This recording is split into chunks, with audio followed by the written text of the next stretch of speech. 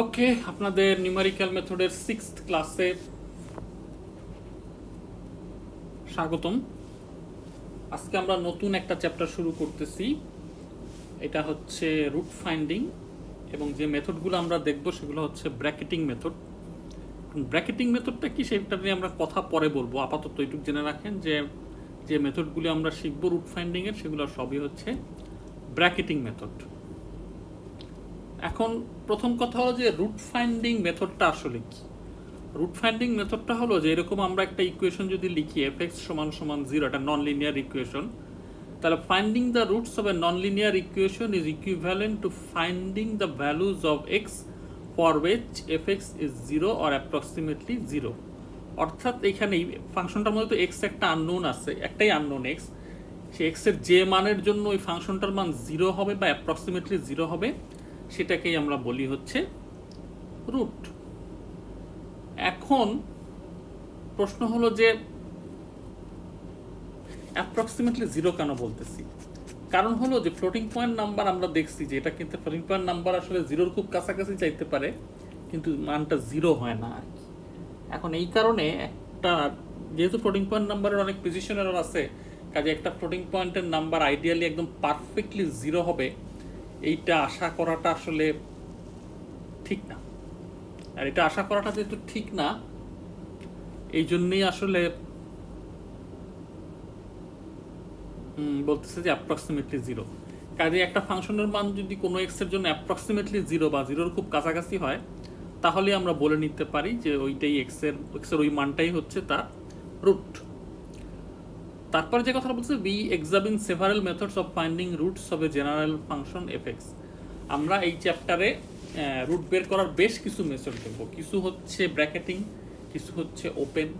এখন বেশ কিছু মেথড দেখবো এই কারণে যে একটা হলো যে এক এক সিচুয়েশনে এক এক মেথড বেটার, এবং আরেকটা কারণ হচ্ছে যে সবার সব মেথড ভালোও লাগে না, মানুষের টেস্টও ডিফারেন্ট। তারপরে হচ্ছে we only address problem with real roots, যে আমরা আপাতত শুধুমাত্র রিয়েল রুট বের করবো, ইমাজিনারি রুট না। যেরকম x² + 1 = 0, এইটার রুটগুলা কি? রুট হচ্ছে √(-1) অর্থাৎ i। এই ধরনের ইমাজিনারি রুটওয়ালা ফাংশন আমরা এখানে কিছু করব না। আচ্ছা, আর এখানে নন লিনিয়ার ইকুয়েশন কথাটা কেন বলছি, কারণ লিনিয়ার ইকুয়েশন যেমন ax + b = 0, এই ধরনের ইকুয়েশনের রুট x এর মানটা খুব সহজেই বের করা যায়, -b/a। লিনিয়ার ইকুয়েশনের রুট বের করার জন্য আমাদের কোনো মেথডের প্রয়োজন নাই। এই জন্য আমরা স্পেসিফিক্যালি কি বলছি যে নন লিনিয়ার ইকুয়েশন, ঠিক আছে। আচ্ছা, এখন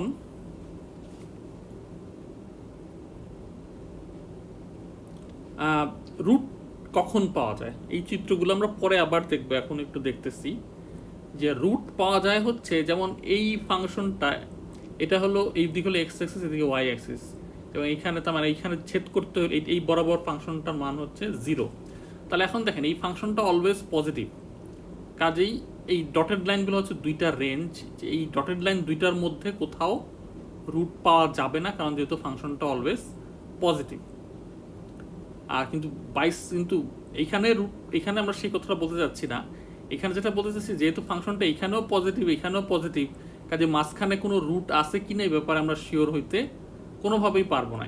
ডান দিকের এই ছবিটায় দেখেন, এখানেও ফাংশনটা পজিটিভ এখানেও ফাংশনটা পজিটিভ, এবং মাঝখানে রুট আছে, দুইটা রুট আছে। কিন্তু ব্র্যাকেটিং মেথড যেটা করে, সে এই ধরনের সিচুয়েশনে কাজ শুরু করে না।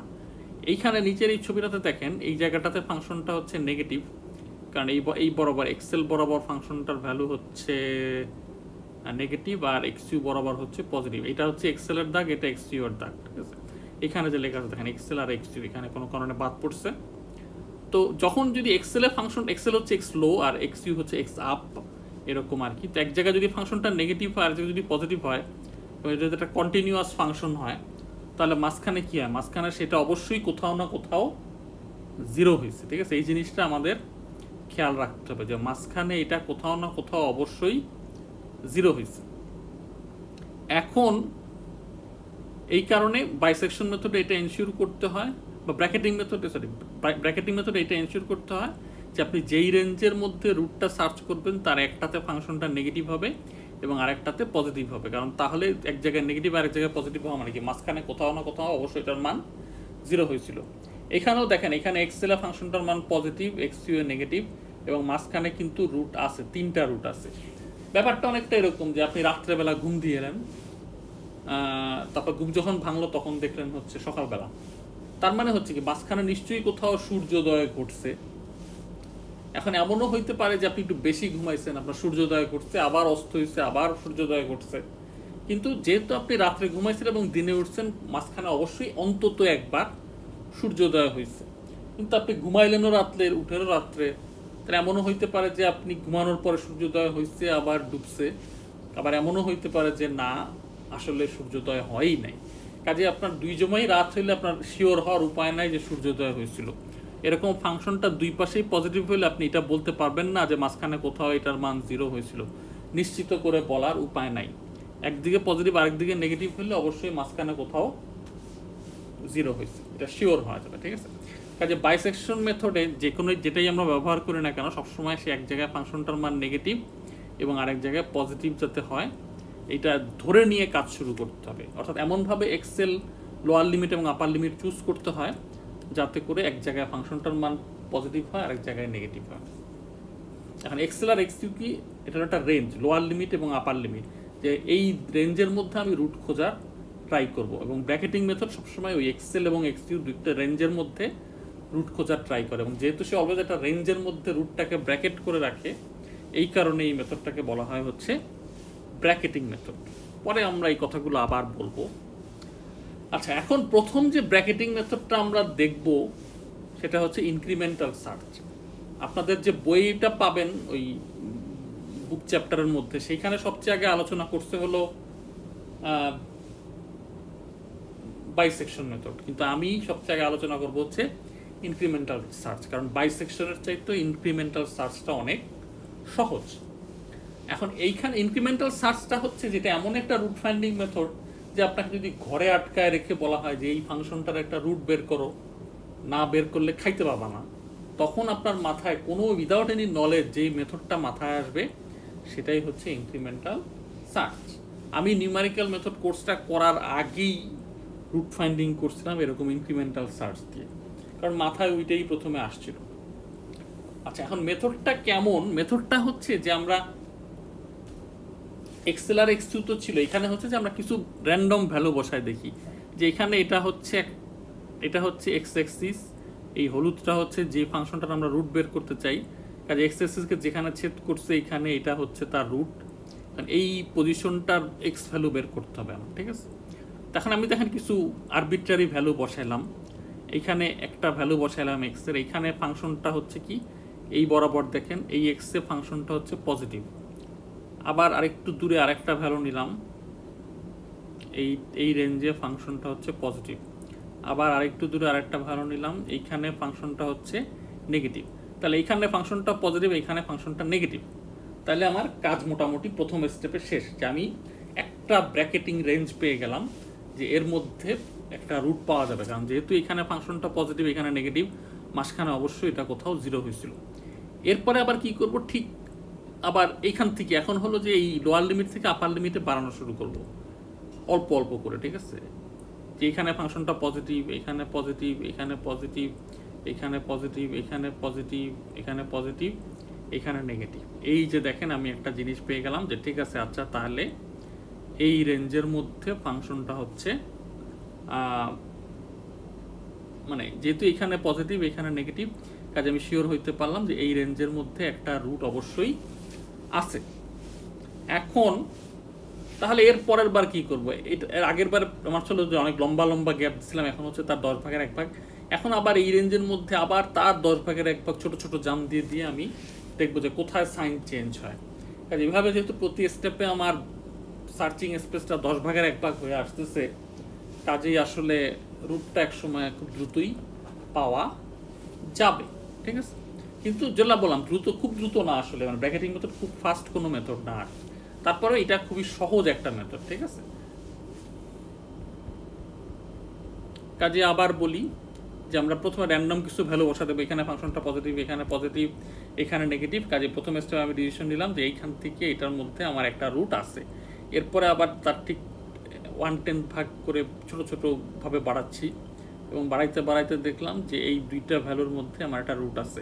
এরপরের স্টেপে আবার এই রেঞ্জের মধ্যে এইটার থেকে 10 ভাগের 1 ভাগ করে আস্তে আস্তে বাড়াইতে থাকবো, এবং দেখবো যে কোথায় সাইন চেঞ্জ হয়। এখানে আমি যত বেশি স্টেপ যাব আমার রেজাল্ট তত বেশি অ্যাকুরেট হবে। ঠিক আছে, আচ্ছা এখন একটা উদাহরণ দেখি যে আমরা এখানে দেখেন যে এই ফাংশনটা হচ্ছে আমার 4.905x² মাইনাস 15x প্লাস 5, এই রেঞ্জের মধ্যে আমাকে একটা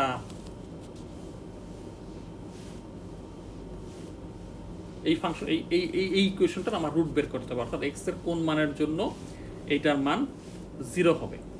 এখন আপনি দেখেন কিছু মান বসায় দেখি, এক্স এর মান 0 বসালে এই ফাংশনটার মান 5, 0.1 বসালে কমতেছে, 0.2 বসালে আরও কমতেছে, 0.3 বসালে আরও কমতেছে, 0.4 বসালে এটা নেগেটিভ।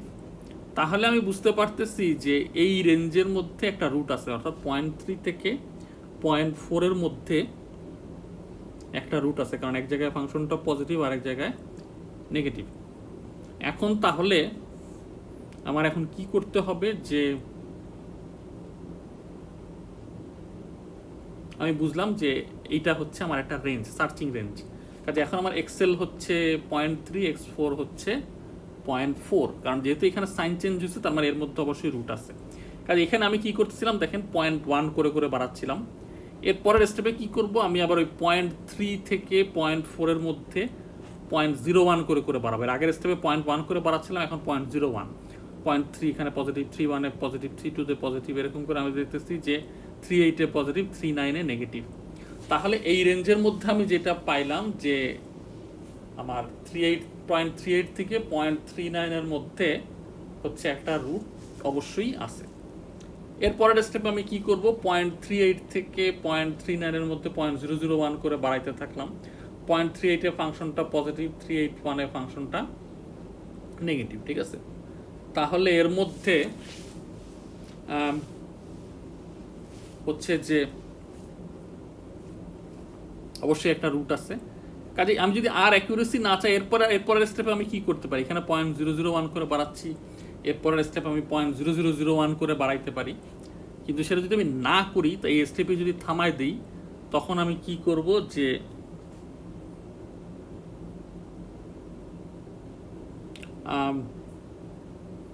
এইখানে, তাহলে এখানে আমি থামাই দিলাম, তাহলে এখানে যেহেতু আমার 0.380 আর 381 এর মধ্যে আমি একটা রুট পাইছি, এটা ডিসিশন নিছি। কাজে এই স্টেপে যদি আমার ডিসিশন নিতে হয়, তাহলে আমি ধরে নিব যে রুটটা হচ্ছে এই দুইটার অর্ধেক, অর্থাৎ 0.380 প্লাস 0.381 ডিভাইডেড বাই 2, অর্থাৎ এই স্টেপ থেকে আমার ডিসিশন হচ্ছে যে আমার রুটটা হচ্ছে 0.3805। আচ্ছা, এখন কথা হলো যে আমার এইখানে এররটা কিভাবে বের করব। এর আগের স্টেপে দেখেন, এর আগের স্টেপ থেকে যদি আমি চিন্তা করি, এর আগের স্টেপে আমার রেঞ্জ ছিল 38 থেকে 39, 0.38 থেকে 0.39। কাজে এই স্টেপে যদি আমি রুটের ডিসিশন নিতাম, সেটা কত হইতো, 0.385, এই দুটোর অর্ধেক আর কি। ঠিক আছে, কাজেই এই স্টেপে আমার রুটটা হচ্ছে, এখানে একটু ভুল আছে, এটা এক্স নিউ হবে হলো 3805 আর এক্স ওল্ড হবে হচ্ছে 385। যেহেতু পরম মান নেওয়া হয়েছে, আলটিমেট রেজাল্টটা সেম। কাজে এই স্টেপে আমাদের অ্যাপ্রক্সিমেট এরর হইল কত, 1.2%। ঠিক আছে, এখানে একটু এটা সলভ করে নিয়েন, 3805টা আগে আসবে, 385টা পরে আসবে, কারণ কারেন্ট এই স্টেপে আমার রুট যেটা পাইলাম সেটা হচ্ছে 0.3805। আচ্ছা, এরপরে হচ্ছে বাইসেকশন মেথড।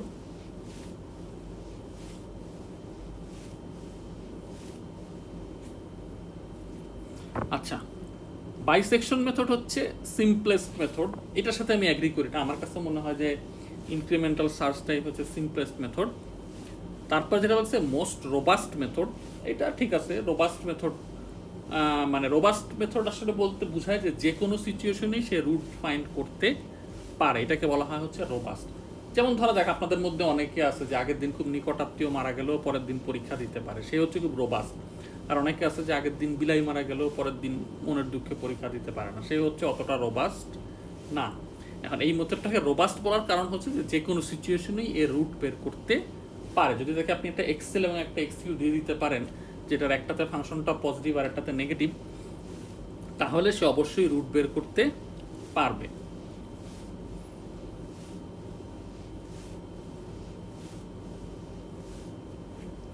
আচ্ছা, তাহলে এখন আমার দুইটা ইনিশিয়াল গেস লাগবে, এক্সেল অ্যান্ড এক্সকিউ, যেটা রুটকে ব্র্যাকেট করতে পারবে।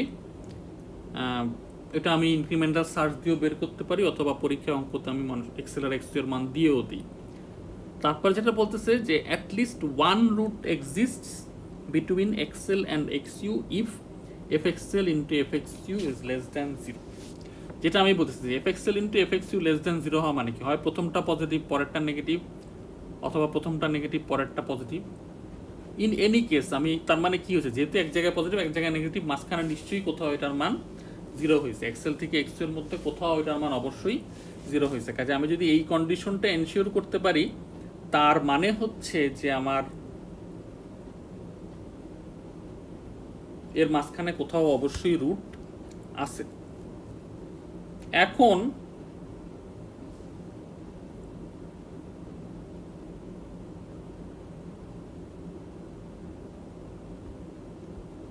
এখানেও ওইটাই দেখাচ্ছি, যে এখানে দেখেন এখানে নেগেটিভ এখানে পজিটিভ, কাজে মাঝখানে এক্সেল এখানে এক্সেলের এখানে নেগেটিভ, এক্সিউ এর এখানে পজিটিভ, কাজে মাঝখানে অবশ্যই কোথাও এটার মান 0 হয়েছে, অর্থাৎ রুট আছে। আর এখানে পজিটিভ এখানেও পজিটিভ, কাজে মাঝখানে রুট থাকতেও পারে নাও থাকতে পারে। এখন বাইসেকশন মেথড যেহেতু একটা রোবাস্ট মেথড, রুট সে পাবেই, কাজে আপনাকে এইটুকু এনশিওর করতে হবে যে এক্সেলের ফাংশনটা নেগেটিভ হলে এক্সকিউতে পজিটিভ হবে, অথবা এক্সেলে পজিটিভ হলে এক্সকিউতে নেগেটিভ হবে। ঠিক আছে, এগুলাই হচ্ছে বাইসেকশন মেথডের কন্ডিশন। এখানে আরও কিছু চিত্র আছে, যেখানে দেখেন যে এখানে ফাংশনটা পজিটিভ, এখানেও পজিটিভ, মাঝখানে দুইটা রুট আছে, কিন্তু তারপরেও আপনি যদি বাইসেকশন মেথডে এইটাকে এক্সেল দিয়ে এটাকে এক্সকিউ দিয়ে রুট বের করতে বলেন, সে রুট বের করতে পারবে না। ঠিক আছে, আর নিচেরটাতে দেখেন এখানে ফাংশনটা পজিটিভ এখানে নেগেটিভ, কাজে এইখানে আপনার এক্সেল এইরকম এক্সেল আর এক্সকিউ এই ফাংশনের জন্য দিয়ে দিলে সে এই ফাংশনটা রুট বের করতে পারবে। কিন্তু মাঝখানে তিনটা রুট আছে, সে তিনটা রুট বের করতে পারবে না, যে কোনো একটা রুট বের করতে পারবে। ঠিক আছে, আচ্ছা এখন বাইসেকশন মেথড কিভাবে কাজ করে, অ্যালগরিদমটা কি? ঠিক আছে, অ্যালগরিদমটা দেখেন যে শুরুতে এক্সেল আর এক্সকিউ আপনাকে চুজ করতে হবে, এমনভাবে চুজ করতে হবে যাতে এক জায়গায় ফাংশনটা পজিটিভ হয় আর এক জায়গায় নেগেটিভ হয়। আর তারপরে হচ্ছে যে আমি ঠিক মাঝখানে হিট করব, এক্সেল আর এক্সকিউর মাঝখানে হিট করব, যেখানে হিট করব সেটা হচ্ছে এক্সআর। এরপরে হচ্ছে এফএক্সএল আর এফএক্সআর এদের গুণফল যদি নেগেটিভ হয়, মাঝখানে যেটা হিট করলাম সেটা হচ্ছে এক্সআর, কাজে এফএক্সএল এবং এফএক্সআর এর গুণফল যদি নেগেটিভ হয়, তার মানে হচ্ছে কি, তার মানে হচ্ছে যে এই দুইটার মাঝখানে অবশ্যই কোথাও এর মান 0 হয়েছে। এদের গুণফল নেগেটিভ মানে হচ্ছে যে এইটা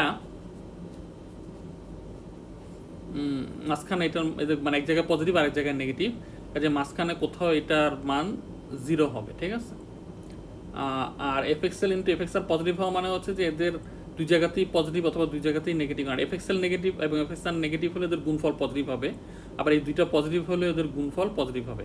কাজে এটার গুণফল পজিটিভ হওয়া মানে হলো যে এদের মাঝখানে রুট থাকার ব্যাপারে আমি নিশ্চিত হইতে পারতেছি না। কাজে অ্যালগরিদমটা এরকম যে যদি এক্সেল থেকে এফএক্সএল ইন্টু এফএক্সআর নেগেটিভ হয়, তাহলে আমার এক্সইউ হবে হচ্ছে এক্সআর, অর্থাৎ আমি এক্সেল থেকে এক্সআর এর মধ্যে রুট সার্চ করব। আর যদি এফএক্সএল ইন্টু এফএক্সআর পজিটিভ হয়, তাহলে আমি এক্সেল থেকে এক্সআর এর মধ্যে রুট পাবো না, কাজে আমার লোয়ার লিমিটটা হবে হচ্ছে এক্সআর। ঠিক আছে, আর এফএক্সএল ইন্টু এফএক্সআর যদি 0 হয়, তার মানে হচ্ছে যে হয় এইটা 0 অথবা এইটা 0। এখন এফএক্সএল তো আর 0 হইতে পারে না, কারণ এফএক্সএল 0 হলে তো আপনি রুট খোঁজা শুরুই করতেন না, কারণ আপনি 0 তো রুট তো পেয়েই গেছেন। এফএক্সএল 0 হওয়া মানে তো এফএক্সএল রুট, এক্সেল হচ্ছে রুট, কাজে এফএক্সএল ইন্টু এফএক্সআর 0 হওয়া মানে অবশ্যই এফএক্সআর 0, কাজে তখন আপনি রুট পেয়ে গেছেন। এখন আমরা একটু বোঝার চেষ্টা করি, যারা বাইনারি সার্চ পড়ে আসছেন তাদের জন্য এটা বোঝার সুবিধা হবে, এটা একটা বাইনারি সার্চের মধ্যে। আচ্ছা এখন আপনি দেখেন, আপনি ইনিশিয়ালি আপনার এটা হলো এক্সেল এবং এটা হলো এক্সইউ। ঠিক আছে, এখন আমি ঠিক মাঝখানে হিট করলাম। ঠিক আছে, মাঝখানে, কাজে আমি এই রেঞ্জের মধ্যে এখন রুট সার্চ করতেছি এবং আমি ঠিক মাঝখানে হিট করলাম, ঠিক আছে। আবার দেখেন যে আমার ইনিশিয়ালি এটা হচ্ছে এক্সেল, এটা হচ্ছে এক্সইউ, কাজে এক্সেলের ফাংশনটা পজিটিভ, এই জন্য আমি লিখছি প্লাস ভি, আর এক্সইউ ফাংশনটা নেগেটিভ, এই জন্য আমি লিখছি মাইনাস ভি। এরপরে আমি ঠিক এরপরে আমি তাহলে এখন এই রেঞ্জের মধ্যে একটা রুট বের করার চেষ্টা করছি, কমলা অ্যারো দিয়ে দেখাচ্ছি। এখন এরপর দেখেন আমি ঠিক মাঝখানে হিট করলাম, এইখানেও ফাংশনটা পজিটিভ, তাহলে এখানেও ফাংশনটা পজিটিভ, এখানেও ফাংশনটা পজিটিভ, তাহলে এদের মাঝখানে এটা জিরো হয়েছে, এটা তো কোনো গ্যারান্টি নাই। কাজে এটা কোন সিচুয়েশন, এই যে f x l into f x r is greater than zero, এটা হচ্ছে এফ এক্স আরেও পজিটিভ, এফ এক্স এলও পজিটিভ। কাজে এই সিচুয়েশনে আমার কি হবে, এই সিচুয়েশনে দেখেন এটা যদি হয় তাহলে আমার লোয়ার লিমিট হবে হচ্ছে এক্স আর, অর্থাৎ আমি এই মিড পয়েন্টটাকে সেট করে দিচ্ছি হচ্ছে লোয়ার লিমিট, কারণ এই পাশে যেহেতু রুট আছে কিনা আমি শিওর হইতে পারতেছি না। কাজে এটাকে লোয়ার লিমিট সেট করা মানে কি, এখন আমি ডান দিকের হাফে রুট সার্চ করব, ঠিক আছে। এখন তাহলে এরপরে কি হবে, কাজে এখন আমি ডান দিকের হাফে রুট সার্চ করতেছি। এখন আমি আবার ঠিক মাঝখানে হিট করলাম, এখন দেখেন যখন হিট করলাম এইখানেও ফাংশনটা পজিটিভ, কাজে এখনও আবার এই এফ এক্স এল, এটা হচ্ছে এক্স আর, কিন্তু এফ এক্স আর হচ্ছে পজিটিভ, এফ এক্স এলও পজিটিভ, কাজে এই দুটোর গুণফল এখনও পজিটিভ, কাজে আবার আমার এইটা হয়ে যাবে হচ্ছে লোয়ার লিমিট, ঠিক আছে। এখন তাহলে আমি এই আরও ডান দিকের এই অর্ধেকের মধ্যে রুট সার্চ করব এবং ঠিক মাঝখানে হিট করলাম, তাহলে এখন এই এক্স আরে দেখেন এইখানে ফাংশনটা হচ্ছে নেগেটিভ, কাজে এফ এক্স এল এ পজিটিভ, এফ এক্স আর এ নেগেটিভ। না বুঝলে আপনারা ভিডিওটা আবার চালায় দেখেন, এখানে পজিটিভ, এখানে নেগেটিভ, তার মানে এখন হচ্ছে যে প্রথম কন্ডিশনটা যে f x l into f x r is less than zero, এই প্রথম কন্ডিশনটা এখন স্যাটিসফাই করতেছে। কাজেই এখন তাহলে কি হবে যে আমার এখানে পজিটিভ, এখানে নেগেটিভ, তাহলে